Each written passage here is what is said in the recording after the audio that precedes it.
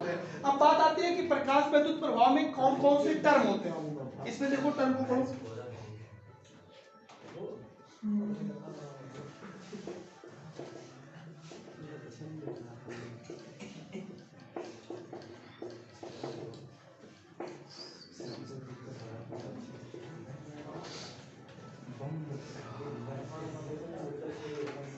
Coaching खोले थे कि नहीं?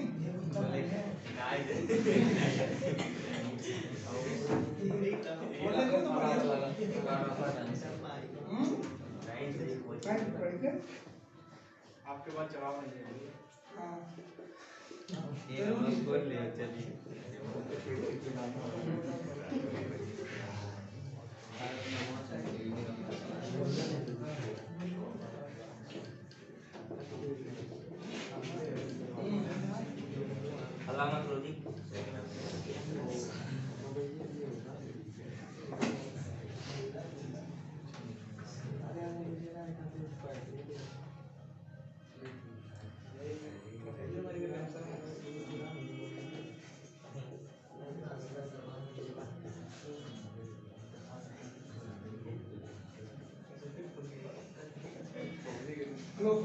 इसमें चार टर्म बहुत बम्पर आते हैं। ये चार टर्म देखो क्या चीज है।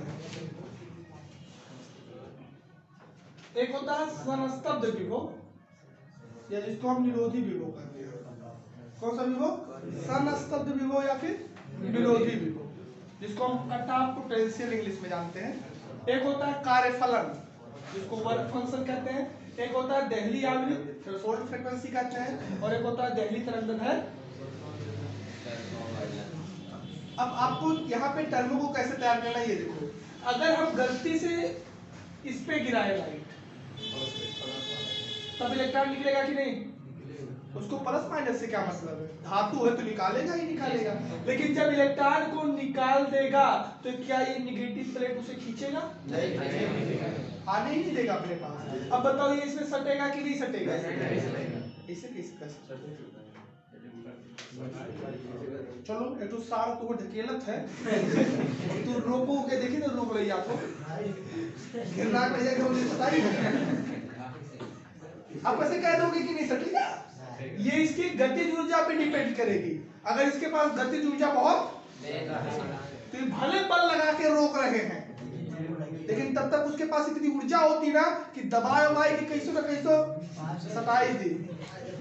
समझ में आ रहा बात?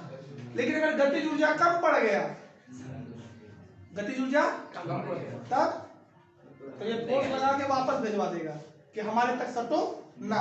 लेकिन एक अवस्था तो ऐसी आएगी ना कि जब ये मान लीजिए बहुत तेज निकल रहे हैं और धनाधन सट रहे हैं, रोक नहीं पा रहा है, तो हम यहाँ पोटेंशियल और बढ़ा रहे हैं, हाई वोल्टेज कर रहे हैं ताकि वोल्टेज और बढ़े। क्योंकि जितने ज्यादा वोल्टेज बढ़ेगा उतनी ज्यादा अंदर फील्ड बढ़ेगा, और फील्ड बढ़ेगा तो फोर्स उसे रोकने की। अब कोशिश माने समझ लो कि इससे क्या है कि ये जब निगेटिव है ये पॉजिटिव है तो फील्ड किधर बनेगा? ऐसे बनेगा, पॉजिटिव से निगेटिव। आपका इलेक्ट्रॉन जब पॉजिटिव से निकलेगा तो इलेक्ट्रॉन एक ऋणावेशित होता है तो बल उस पर किधर लगेगा? क्षेत्र के उल्टा। अब मतलब आपका बल इधर खींच के रोकना चाह रहा है, जबकि वो निकला है इधर गतिज ऊर्जा लेकर। अब समझ लो साढ़ इधर भाग रहा है, तुम रस्सी पकड़ के रोक रहे हो। तो इसमें दो बातें आती है। अगर साढ़ बहुत धीरे धीरे भाग रहा था तब रस्सी खींच खाच के घुमा ले जाऊंगा, लेकिन अगर बहुत तेज स्पीड है ना ट्राई के पॉइंट तक पहुंचाएगा। वो विभव जब इसे सटने ना दे, ऐसा न्यूनतम विभव, तो कम से कम कितना विभव रखा जाए, या विभव बढ़ाओगे तो यह टाइट हुई तुरंत। मान लो अभी सतत है ना, या विभव बढ़ाए तो त्रिज्या बढ़ी तो और बल लाए। मान लो अभी सटी गो फिर विभव बढ़ाएंगे, या वोल्टेज आप बढ़ाते जाएंगे 10 volt 15 volt 20 volt 50 volt 100 volt. देखा भी कौने वोल्ट तो रुकत हो, कब वो रुको कि नहीं रुको? ना रुको 1000 वोल्ट लगाए थे, बहुत ज्यादा फील्ड बन जाए। अब तेज 3 मिनट पकड़ के खींचिए तब रुको कि नहीं रुको? मतलब यहाँ पे अगर हम वोल्टेज बढ़ाते जाए तो एक ऐसी अवस्था आएगी जब पर्याप्त बल लग जाएगा और उसे वहां तक सटने यहाँ तक आवत आवत आवत आवत, लेकिन उधर फिर वही धकेलवाई दी वापस सटे, वो बल मिलेगा कभी कि नहीं मिलेगा? वही विभव क्या कहलाएगा? कट ऑफ मतलब रोक देने वाला, निरोधी विभव या संस्तब्ध विभव। समझ में आया कुछ? क्या बताते हैं? पहले प्लेट के सापेक्ष दूसरे प्लेट का वह ऋण विभव धक्का दी ना, पहले प्लेट के सापेक्ष दूसरे प्लेट का वह ऋण विभव जिसमें वैद्युत धारा शून्य हो जाती है। वैद्युत धारा शून्य हो जाएगा ना, जब सटेगा नहीं तब जब वैद्युत कौन बताए उतना बड़ा, अच्छा डायरेक्ट बता दो, जब वैद्युत धारा शून्य हो जाती है इसका कहने मतलब कि वही वो आ नहीं पाएगा। ऐसे विभव को क्या बोलेंगे? समझ में आया? Cut off potential. अगला कार्यफलन, वह न्यूनतम ऊर्जा, ये सनलाइट वाली ऊर्जा आ रही है एचन्यू, काम भर की ऊर्जा ना निकल रहे तो निकल जाएगा। अब बात समझना, यहाँ जो इलेक्ट्रॉन निकलते हैं तो इलेक्ट्रॉनों की ऊर्जा की जरूरत होती है, वही ऊर्जा लेके तो निकलते हैं और उन्हें एक न्यूनतम ऊर्जा की जरूरत होती है पृष्ठ को छोड़ने के लिए। जैसे आपको पता होगा कि मान लो किसी का हम 10,000 कर्जा खाए हैं और घर छोड़ के अपन भागे थे, तो पहले वो 10,000 भर दो तब जाओ, क्योंकि 10,000 से बधे हो ना। एक मूवी देखिए अक्षय कुमार का जिसमें वो अपने बाप का कर्जा निपटाता है, उसकी मैडम रहती है, कोट वोट मांगता है हमेशा, दिवाली वाली में देती नहीं है और कंजूस मैम रहती है। मूवी नहीं देखते क्या? मूवी नहीं याद आ रही लेकिन बहुत अच्छा मूवी में लगता है। अक्षय कुमार अपने पिताजी का कर्जा चुकाता है, पूरा जिंदगी काम करके उसके घर पे। तो आप जानते हो कि कोई इलेक्ट्रॉन जब तक धातु में है तब तक वो किसी ना किसी ऊर्जा से क्या है, और उसे एक न्यूनतम ऊर्जा की जरूरत है। उसे 10 जूल 20 जूल 50 जूल की जरूरत होगी कि उतना पाएगा तभी वो उससे कम पाएगा था नहीं निकल पाएगा। अब उसे कितनी न्यूनतम ऊर्जा की जरूरत है, इसे हम क्या बोलते हैं? कार्यफलन। और अगर कार्यफलन से आपके फोटॉन की ऊर्जा कम पड़ गई तब प्रकाश गिरेगा भी, तब भी इलेक्ट्रॉन निकलेगा। जैसे यहाँ पे सोलर प्लेट लगा दो, काम करेगा कि नहीं? लाइट गिर रहा है, फैन नहीं काम करेगा, लाइट नहीं होगा। वहां सनलाइट और इस लाइट से उसे क्या मतलब है? मतलब उसे इससे है कि वो सनलाइट में भी काम नहीं करेगा अगर उसकी ऊर्जा घट गई तो, क्योंकि उसकी एक कार्यफलन होती है, एक वर्क फंक्शन होता है जिसको W कहते हैं, और अगर उससे कम ऊर्जा उसे मिलेगा तो एक इलेक्ट्रॉन भी बाहर नहीं निकलेंगे। यहाँ पे उसे पर्याप्त मात्रा की ऊर्जा नहीं मिल पाती है, इसलिए नहीं काम करता है। यहाँ देखिए ठंडकों में जल्दी काम नहीं करता है, लेकिन गर्मी में जब ऊर्जा पर्याप्त मात्रा में मिलती है तो बहुत तेज काम करता है। मतलब हमें किसी भी धातु से इलेक्ट्रॉन निकालने के लिए या प्रकाश वैद्युत प्रभाव से इलेक्ट्रॉन को उत्सर्जन करने के लिए जो सबसे कम ऊर्जा की जरूरत होती है वो उस धातु का क्या कहलाता है? कार्यफलन। और हर धातुओं का कार्यफलन अपना अपना अलग अलग है। कॉपर का अपना अलग है, कॉपर से निकलवाना है तो 10-20 जूल उसका होगा अपना फिक्स। एल्युमिनियम से निकालना है, आयरन से निकालना है, जिंक से निकालना है। अलग अलग धातुओं के लिए कार्यफलन अलग अलग है। जैसे आपके हर एक कपड़ा का रेट अलग अलग होता है, उतना देवो तो वो कपड़ा मिले, ये तो नहीं मिले। ऐसे हर एक धातु में मान लीजिए आयरन के लिए, आयरन एक धातु है और उसका कार्यफलन 300 जूल है। मतलब आपके फोटॉन की ऊर्जा अगर 299 जूल का फोटॉन उसमें गिरा दो, लई ली पूरा, कोशिश करी लेकिन निकल 300 की जरूरत है कम से कम, फिर वो घूम घाम के वापस रिटर्न हुई के नहीं जाए, लेकिन बाहर नहीं निकल पाएगा। मतलब आपका प्रकाश वैद्युत प्रभाव, लेकिन जैसे 320 जूल के गिरे वो ऐसे सोखी 300 खर्चा करी निकाले में और 20 जूल जो बच्चों के गतिज ऊर्जा बनाई के बाहर निकलेगा। अच्छा मान लो किसी का कार्यफलन 300 है, उस पे 280 जूल का फोटॉन गिरा, प्रकाश वैद्युत प्रभाव होगा? नहीं होगा। 250 जूल का गिरा, 295 का, 299, 400 तुरंत निकलेगा सबसे। तो किसी भी धातु से कितनी ऊर्जा की जरूरत है, मिनिमम कितने एनर्जी की रिक्वायरमेंट है, इसको हम क्या बोलते हैं? कार्यफलन। और अलग अलग धातुओं के लिए वो क्या क्या है? अलग अलग होती है। और कार्यफलन में अगला टॉपिक आप जान लो। अच्छा मान लीजिए 300 उसका कार्यफलन है एक उदाहरण के तौर पे, और एक उस पे गिरा है 400 का और बाद में गिराएगा 500 का, तो दोनों में फर्क क्या आएगा? दोनों में निकलेगा कि नहीं? 400 जूल का फोटॉन गिरा और 500 जूल का फोटॉन गिरा, दोनों स्थितियों में इलेक्ट्रॉन निकलेगा कि नहीं? 300 कार्यफलन है, कार्यफलन 300 है, मतलब कम से कम 300 चाहिए, और 400 का फोटॉन गिराओगे निकलेगा कि नहीं? 500 गिराओगे तो दोनों में फर्क का उसकी गतिज ऊर्जा निकलने का जो रटवा तेज है, स्पीड तेज होगी। क्यों? क्योंकि उसमें 400 वाले में 300 तो खर्च हो जाएगा, 100 जूल ऊर्जा लेके निकलेगा, और 500 वाला जब गिरेगा तो 300 तो खर्च हो जाएगा, 200 जूल लेके निकलेगा। मतलब वो इतनी स्पीड से निकली और इतनी धीरे निकली। तो हमें जब फ्रीक्वेंसी को बढ़ाते हैं, तीव्रता को बढ़ाते हैं, तो उनकी स्पीड क्या हो जाती है? बढ़ जाती है। आगे हम बताएंगे भी इनकी चीजों को। तो कार्बन का डिफिनेशन क्या? इसका डिफिनेशन क्या? पहले प्लेट के सापेक्ष दूसरे प्लेट का वह ऋण विभव जिससे प्रकाश वैद्युत धारा शून्य हो जाता है, उसे हम निरोधी विभव या कट ऑफ पोटेंशियल कहते हैं। किसी भी धातु में फोटॉन की वह न्यूनतम ऊर्जा जिससे इलेक्ट्रॉन उत्सर्जित हो जाए, कम से कम वो ऊर्जा जिससे इलेक्ट्रॉन उत्सर्जित हो जाए, जिससे प्रकाश वैद्युत प्रभाव की घटना हो जाए, उसे हम दहली आवृत्ति, वह कम से कम आवृत्ति या ऊर्जा बताए, आवृत्ति बताओ, वह न्यूनतम आवृत्ति, प्रकाश की वह न्यूनतम आवृत्ति जिससे प्रकाश वैद्युत प्रभाव हो जाता है, उसे हम क्या कहते हैं? दहली आवृत्ति। आवृत्ति को दिखाने के लिए यहाँ न्यू बनाते हैं, क्योंकि दहली है तो यहाँ नॉट लगा देते हैं, तो सिंबल होता है न्यू नॉट। कुछ समझ में आया? वह अधिकतम तरंगदैर्घ्य, आवृत्ति और तरंगदैर्घ्य एक दूसरे के उल्टा होते हैं।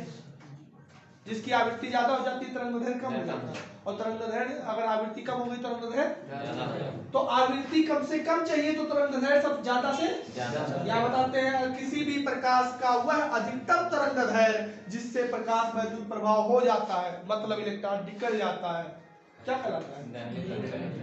Lambda naught. रिलेशन पढ़ लेना, लैम्डा नॉट बराबर होता है C बटे न्यू नॉट। अगर लैम्डा नॉट पता है तो न्यू नॉट निकाल लोगे, न्यू नॉट पता है तो लैम्डा नॉट निकाल लोगे।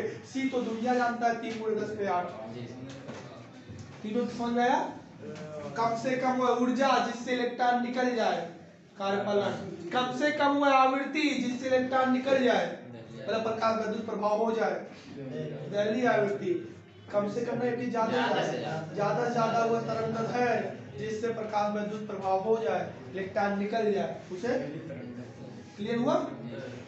अगली बात, इसमें प्लांक का फिर सिद्धांत आया। प्लांक का क्वांटा सिद्धांत क्या कहता है?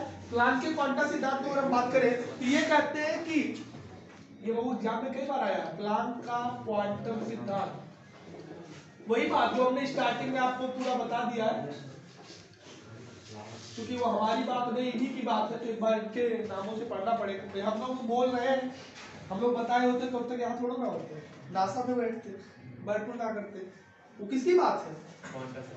प्लांक सर की बात है। प्लांक सर क्या बताए हैं कि आप लोग रुक जाओ, हाइगन सर धोखा दे रहे हैं। वो कह रहे हैं कि प्रकाश स्रोत से प्रकाश तरंग के रूप में निकलता है, गलत बोल रहे हैं हमारे अकॉर्डिंग। वो कहते हैं किसी भी प्रकाश स्रोत से प्रकाश लगातार नहीं निकलता। लगातार मतलब पानी गिरा हो टूटी वाला, मोटर चालू पकड़ लो, हद हद हद हद गिरा, टूटा लगा भी छोड़ो, दबावा करो, पुच पुच पुच पुच, पैकेट बनना, दोनों कुछ फर्क? जैसे आपने एक जग पानी लिए, लगातार गिरा रहे हो, धारा बन गया है, दैट इज द कॉन्टिन्यूअस, लगातार। ऐसे ऐसा करा करो, कुट कुट गिरी, थोड़ा थोड़ा बन गया, उसको पैकेट बोलते हैं। पहले तो प्लांक सर कह रहे रुक जाओ, यहाँ जो प्रकाश स्रोत है इससे जो ऊर्जा निकल रही है, जो प्रकाश निकल रहा है, वो लगातार नहीं निकल रहा है। The emission of light from the source is not continuous, ये लगातार नहीं होता है, ये ब्रेक होता है, ये छोटे छोटे पैकेटों में होता है, छर्रा की तरह निकल रहा है, बीच बीच में गैप हो रहे हैं। और वो कह रहे हैं पहले तो जब भी प्लांक का क्वांटा सिद्धांत लिखोगे तो पहला लाइन यही बताओगे कि प्लांक के अनुसार किसी भी प्रकाश स्रोत से प्रकाश लगातार नहीं निकलता है, कॉन्टिन्यूअस उसकी इमिशन नहीं होती है, बल्कि वो छोटे छोटे पैकेटों में निकलता है, और उस पैकेट को क्वांटा या फोटॉन कहते हैं। उसकी ऊर्जा h न्यू के बराबर होती है, जहां पे h प्लांक के नियतांक है और न्यू उसकी क्या है? न्यू आवृत्ति, न्यू आवृत्ति का सिंबल होता है, जहां h प्लांक के नियतांक है और न्यू उसकी आवृत्ति। यही प्लांक से बताए हैं। प्लांक माने हाइगेंस के दुश्मन सीधे। हाइगेंस बोले थे तरंग निकलता है, बोले नहीं तरंग नहीं निकलता, वो छोटे छोटे पैकेट में निकलता है। हाइगेंस बोलते थे लगातार निकलता है, कहते लगातार नहीं निकलता, रुक रुक के निकलता है। और वो बोले थे वो तरंग है, तो ये बोले थे नहीं ये कण है, ये ऊर्जा का पैकेट है। और इसी ऊर्जा के पैकेट का नाम उन्होंने क्वांटा या फोटॉन रखा है। और उसकी ऊर्जा को भी इन्होंने कैलकुलेट करके बताया कि उसकी ऊर्जा कितनी है, h न्यू। h न्यू के टर्म में होता है, जहाँ पे h उसका प्लान नियतांक और न्यू क्लियर हुआ। इसके बाद में आइंस्टीन से फिर आगे बोले थोड़ा सा आप लोगों को और क्लियरिटी दे दे। आइंस्टीन का प्रकाश वैद्युत समीकरण आता है लिखने के लिए, न्यूमेरिकल भी यहाँ से आता है। प्रकाश वैद्युत यहाँ से देखते रहो, बस 5 मिनट का और कोर्स बचा है। आइंस्टीन का हम बताए ना कि इधर जो 10 चैप्टर है खाली सुनने का है, और अगर बढ़िया सुन लेंगे तो जान लो आ गया, और नहीं सुन पाए तो फिर ये खाली समझने वाला चैप्टर है। अलग ये स्कूल वाले यहाँ तक पहुँचते नहीं है ना, कभी बता पाएंगे आपका कोर्स यहाँ तक। ये तो लॉकडाउन में क्या सही पढ़े होते तब वो नहीं पहुँचता, मतलब अप्रैल से अब तक, ये तो लॉकडाउन है तो और ज्यादा कमे रहोगे। लेकिन बड़ी मस्त चैप्टर होते हैं, बहुत ही इंटरेस्टेड होते हैं अगर इसको कोई अच्छे से बताए तो। आइंस्टीन सर क्या बता रहे हैं, ये कहते हैं कि हम उस चीजों को ऊर्जा को थोड़ा बैलेंस कर रहे हैं। अगर आपका फोटॉन का ऊर्जा आता है और वो किसी इलेक्ट्रॉन द्वारा सोख लिया जाता है तो उसमें से पूरा ऊर्जा उसको नहीं मिलता है, कुछ तो कार्यफलन के रूप में खर्च हो जाता है निकलने के लिए, और जो बाकी बचता है वो आपकी गतिज ऊर्जा बन जाती है। क्या बन जाती है, गतिज ऊर्जा बनती है। अब आइंस्टीन का लिखेंगे, आइंस्टीन के प्रकाश वैद्युत समीकरण के अनुसार फोटॉन की पूर्ण ऊर्जा इलेक्ट्रॉन द्वारा सोख लेने के बाद उसमें से कुछ मात्रा इलेक्ट्रॉन को उत्सर्जित होने में कार्यफलन के रूप में खत्म हो जाता है, व्यय हो जाता है, और बची शेष ऊर्जा उसकी गतिज ऊर्जा बन जाती है। कई बार बताया वही ऊर्जा जो बचेगा वही लेके निकलेगा। समझ में आया। अब इसको हम लोग थोड़ा सा फिगर और डाटा से बनाते हैं। मान लीजिए ये रहा धातु, इस पे एक परमाणु इलेक्ट्रॉन नहीं बैठा है, इंतजार कर रहा है, और तुरंत इस पे लाइट गिरा। लाइट तरंग बन के गिरेगा या पैकेट बन के? पैकेट की ऊर्जा कितनी होगी, कितनी होगी, और जैसे ये पाएगा तैसे यहाँ अपना डब्ल्यू खर्चा करेगा और बाकी बच के तुरंत ई के बन के निकल जाएगा। के माने गतिज ऊर्जा, ई माने ऊर्जा, के माने गतिज वाला, जिसको हम ई के बोलते हैं। ई के वो भी मैक्स बोलते हैं। मैक्स माने ज्यादा से ज्यादा जो बचेगा, ज्यादा से ज्यादा कितना बचेगा। मान लो किसी का कार्यफलन 300 है, 450 लेके गिरा तो ज्यादा से ज्यादा 150 बचेगा। ऐसे कंडीशन में हम जान सकते हैं कि जो हमारा पूरा गतिज ऊर्जा है ई के मैक्स, वो h न्यू माइनस w होगा। सही, क्योंकि h न्यू आया था, उसमें से w माइनस हुआ है कार्यफलन जो लगा निकलने में, जो बचा वही तो गतिज बना। दैट इज द आइंस्टीन का प्रकाश वैद्युत समीकरण। इसको थोड़ा सा बेहतर लिखे तो इसको लिखते हैं half mv max square. Max माने अधिकतम, तो गतिज ऊर्जा को हाफ mv स्क्वायर कहते हो। ये रहा h न्यू, और w माने h new not. New not से ही निकलता ना, का w जो होता है वो किस पे है, पहली आवृत्ति पे डिपेंड करता है, क्योंकि दोनों का डिफिनिशन सेम है। ये वह न्यूनतम ऊर्जा जो किसी भी धातु से इलेक्ट्रॉन के उत्सर्जन होने के लिए आवश्यक होती है। मतलब प्रकाश वैद्युत प्रभाव होने के लिए जो कम से कम ऊर्जा की आवश्यकता होती है उसी को कार्यफलन कहते हैं, और जो कम से कम तरंगदैर्घ्य सारी आवृत्ति की आवश्यकता होती है उसी को दैर्घ्य आवृत्ति कहते हैं। इसे w से दिखाते हैं और इसे न्यू नॉट से दिखाते हैं, और w बराबर होता क्या है, इसमें w की जगह h न्यू नॉट लिख देंगे तो क्या बचेगा, हाफ mv मैक्स स्क्वायर बराबर h कॉमन ले लो तो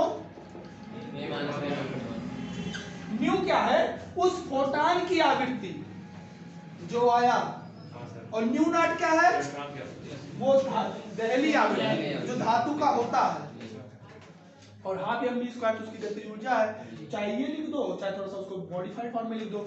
इसको क्या बोलते हैं, आइंस्टीन की प्रकाश, आइंस्टीन का समीकरण नहीं, आइंस्टीन का समीकरण T बराबर mc स्क्वायर, आइंस्टीन का प्रकाश वैद्युत समीकरण है क्या, half mv square equal to h nu minus nu naught, या तो फिर एकदम ऊपर वाला बोल दो e k equal to h nu minus w, w वहां पे कार्यफलन है। और ये समझ पा रहे हो कैसे बैलेंस किए हुए हैं। अगला आता है प्रकाश वैद्युत प्रभाव पे इफेक्ट। प्रकाश विद्युत प्रभाव में क्या इफेक्ट्स है लाइट को लेकर। लाइट में ये मतलब बताएगा कि कब ज्यादा इलेक्ट्रॉन निकलेंगे, कब कम इलेक्ट्रॉन निकलेंगे, कब धीरे निकलेगा और कब तेज निकलेगा। तो इसमें हम लोग बताते हैं, इसका हेडिंग होता है प्रकाश विद्युत प्रभाव के प्रमुख गुण। प्रकाश विद्युत प्रभाव के प्रमुख गुण, ये 4 गुण होते हैं। पहला गुण ध्यान से समझो, किसी भी धातु से इलेक्ट्रॉन को उत्सर्जित होने के लिए, किसी भी धातु से इलेक्ट्रॉन को उत्सर्जित होने के लिए अर्थात प्रकाश विद्युत प्रभाव होने के लिए फोटॉन की आवृत्ति दहली आवृत्ति से अधिक होनी चाहिए। सही कि गलत? फोटॉन की आवृत्ति ये न्यू का मान न्यू नॉट से ज्यादा रहना चाहिए कि कम? न्यू नॉट से कम रहेगा तो ये नेगेटिव आवेला, नेगेटिव आने लायक निकले, मतलब गतिज ऊर्जा हो ही नहीं। तो न्यू ज्यादा चाहिए कि न्यू नॉट? न्यू मतलब क्या? प्रकाश की आवृत्ति किससे ज्यादा होना चाहिए? न्यू नॉट माने दहली आवृत्ति। पहला गुण यही है कि किसी भी धातु से प्रकाश विद्युत प्रभाव होने के लिए आपके फोटॉन की आवृत्ति उसके दहली आवृत्ति से अधिक होनी चाहिए। अगर उससे आवृत्ति कम हो गया, मतलब उसकी ऊर्जा इसकी ऊर्जा से कम हो गया, तो प्रकाश विद्युत प्रभाव नहीं होगा। दूसरा गुण, जब हम प्रकाश की तीव्रता को बढ़ाते हैं, तीव्रता माने क्षमा, तो निकलने वाले इलेक्ट्रॉनों की संख्या बढ़ती है। मतलब जैसे कम तीव्रता का प्रकाश गिरेगा 14 इलेक्ट्रॉन निकलेंगे, तो ज्यादा तीव्रता का निकलेगा तो 400 इलेक्ट्रॉन निकलेंगे। प्रकाश की तीव्रता जब बढ़ाई जाती है, तीव्रता किस बात पे डिपेंड करता है? एम्पलीट्यूड। अगर ज्यादा कूदने वाले ज्यादा तीव्रता के होते हैं, अगर तरंग सिद्धांत पे देखो, और यहाँ पे अगर देखोगे तो जिसकी ऊर्जा ज्यादा होगी उसकी तीव्रता होगी, जो बल्ब में ज्यादा ऊर्जा रही हो तो तेज चमकी। तो जो क्वांटा फोटॉन की फ्रीक्वेंसी ऊर्जा ज्यादा होती है, अर्थात हम कह सकते हैं कि जब हम तीव्रता को बढ़ाते हैं तो निकलने वाले इलेक्ट्रॉनों की संख्या बढ़ जाती है। मतलब कम कम निकलता था अधिक अधिक। अब ध्यान से समझो, अगर हम लोग लेंस को लगाए हुए हैं और जैसे क्या वो सोलर प्लेट, और उसके ऊपर बड़ा सा कन्वेक्स लेंस लगा दे, कन्वेक्स लेंस मतलब छतरी जैसा, सोलर प्लेट से ज्यादा। अब कन्वेक्स लेंस लगाओगे तो क्या होगा? जितना दूर का लाइट इफेक्ट सिकुड़ी कि नहीं सिकुड़ी, तो तुम्हारे यहाँ मान लो लगा है और फोकस ये है, तो ऐसे फोकस पे जाई लाइट या है पूरे पड़ा था कि नहीं? अब इतना दूर का लाइट सिकुड़ के पे गिराएगी इसकी नहीं, तीव्रता बढ़ा कि नहीं बढ़ा? मतलब वो तेज काम करेगा कि नहीं करेगा? करेगा। इसलिए देखो उस पे ग्लास भी लगा होता है ऊपर, देखियो। और अगर मिरर्स लगा ले तो और भी तेज काम करेगा, मतलब अगर उस पे लेंसेज का यूज किया जाए तो। लेकिन चूंकि होती क्या है कि लेंसेज लगाने से इफेक्ट थोड़ा सा कम हो जाते हैं, रिफ्लेक्शन की वजह से उसकी इंटेंसिटी में डाउन होती है, तो हम लोग का नुकसान भी होने का डर होता है, इसलिए हम लोग नहीं लगाते। सिर्फ ऊपर ही ग्लास का एक मेम्ब्रेन होता है, एक पर झिल्ली टाइप होती है। अगर हम बात करें तो तीव्रता अगर प्रकाश की बढ़ाते हैं तो क्या बढ़ता है? निकलने वाले इलेक्ट्रॉनों की दो नियम हो गए, दो गुण हो गए। पहला, किसी भी धातु से इलेक्ट्रॉन उत्सर्जित होने के लिए, मतलब प्रकाश विद्युत प्रभाव होने के लिए प्रकाश की आवृत्ति दहली आवृत्ति से ज्यादा होती है। दूसरा, जब प्रकाश की तीव्रता बढ़ाई जाती है तो उससे निकलने वाले इलेक्ट्रॉनों की संख्या बढ़ जाती है। लेकिन जब प्रकाश की आवृत्ति बढ़ाई जाती है, आवृत्ति मतलब वो कूदे कैठू कूदा, मतलब जैसे 1 सेकंड में 4 ठू कूदो तो 1 सेकंड में 40 ठू कूदा, तो 40 वाली फ्रीक्वेंसी ज्यादा है कि खाना फ्रीक्वेंसी ज्यादा है सही, और ये फ्रीक्वेंसी कम है। और तीव्रता माने एम्पलीट्यूड, एक एम्पलीट्यूड कम है, अब एम्पलीट्यूड ज्यादा है। तो जब तीव्रता बढ़ा दोगे, मतलब उसका ऊर्जा बढ़ा दोगे, तो निकलने वाले इलेक्ट्रॉनों की संख्या बढ़ेगी। लेकिन जब आवृत्ति बढ़ा दोगे, कम आवृत्ति था इसको ज्यादा आवृत्ति में बदल दिए, तब उससे निकलने वाले इलेक्ट्रॉनों की अधिकतम गतिज ऊर्जा बढ़ेगी। मतलब धीरे निकल रहा था तब, इसके कहने मतलब जैसे कि किसी भी प्लेट का मान लो 300 है और तुम 400 गिराए, प्रकाश विद्युत प्रभाव होगा कि नहीं? कितना गतिज ऊर्जा निकलेगा? 100 का। और मान लो 400 की जगह तुम 600 गिराती हो तो 2 इलेक्ट्रॉन निकल जाएंगे, तब भी एक इलेक्ट्रॉन निकलेगा। लेकिन अब किस उसकी गतिज ऊर्जा कितनी रहेगी? 300 रहेगी। 1000 का गिरा दोगे तो 13 ठुक निकल जाएगा, फिर एक निकलेगा। लेकिन अगर 1300 निकाले हो या 1000 का गिराए हो तो आपकी 300 कट के 700 की ऊर्जा, मतलब और तेज निकलेगा बंदूक के गोली की तरह, मतलब उसकी क्या बढ़ेगी, गतिज ऊर्जा। जब आप तीव्रता बढ़ाओगे तो निकलने वाले इलेक्ट्रॉनों की संख्या बढ़ेगी, लेकिन जब आवृत्ति बढ़ाओगे तो उसके निकलने वाले इलेक्ट्रॉन की संख्या ना बढ़ेगी, गतिज ऊर्जा बढ़ेगी। और चौथा इसका जो सबसे मुख्य गुण है कि इलेक्ट्रॉन फोटॉन के गिरने और इलेक्ट्रॉन के निकलने के बीच कोई भी समय का नुकसान नहीं होता, मतलब उनके बीच कोई भी उसको मतलब उनके बीच का समय अंतराल शून्य लगभग होता है, कोई भी टाइम लैग नहीं होता है। मतलब दना से गिरा, दम से गिरने और निकलने के बीच लगभग समय क्या होता है, शून्य होता है, निग्लेजिबल होता है, जिसको टाइम लैग कहते हैं। टाइम लैग का मतलब टाइम का नुकसान, टाइम का डिले, कुछ नहीं होता। मतलब किसी भी धातु पे फोटॉन का आपतित होना और वहां से इलेक्ट्रॉन को उत्सर्जित होने के बीच कोई भी समय नहीं। क्लियर है? इसका रूट्स भेज देंगे, अब पढ़ना है किनारे से।